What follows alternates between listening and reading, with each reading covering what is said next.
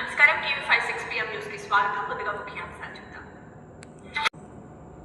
నమస్కారం TV 56 PM news కి స్వాగతం. ముందుగా ముఖ్యాంశాలు చూద్దాం.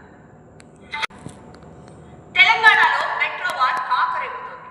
కాంగ్రెస్, బీజేపీ, బీఆర్ఎస్ మధ్య మాటల మంటలు రేపుతున్నాయి. మెట్రో ఫేజ్ 2 ప్రాజెక్టుకు అడ్డుపడుతున్నారంటూ సీఎం రేవంత్ రెడ్డి చేసిన ఆరోపణలకు కేంద్ర మంత్రి కిషన్ రెడ్డి కౌంటర్ ఇచ్చారు. కిషన్ రెడ్డి వద్దంటే ఎక్కడ ప్రాజెక్టులు ఆగమన్నారు. తాము రేవంత్ కు జవాబుదారీ కాదని, తెలంగాణ ప్రజలకు జవాబుదారీగా ఉంటామని మాత్రమే చెప్పారు. తనపై తప్పుడు ఆరోపణలు చేస్తూ మెట్రో రైలు అంశంపై రేవంత్ రెడ్డి బురద చల్లుతున్నారని కిషన్ రెడ్డి మండిపడ్డారు.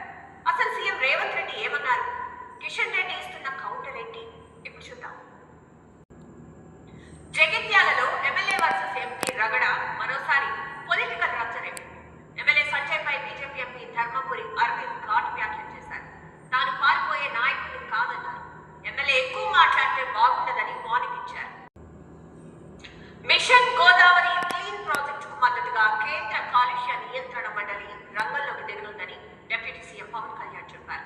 పుష్కరాల నేపథ్యంలో గోదావరి కాలుష్య నివారణకు కేంద్ర పర్యావరణ మంత్రిత్వ శాఖ వెంటనే స్పందించిందని ఢిల్లీ పర్యటనలో ఉన్న అమరావతిలో మంత్రి లోకేష్ ను స్టార్ క్రికెటర్ జాకీ రోడ్స్ కలిశారు.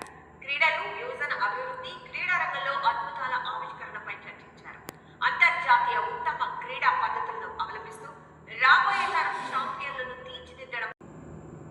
ఎక్కడ చూసినా నోట్ల కట్టలు, కళ్ళు చెదిరేలా బంగారు గొలుసు, లెక్కలేనని వెండి ఆభరణాలు, కట్టలు కట్టలుగా ఆస్తి పత్రాలు.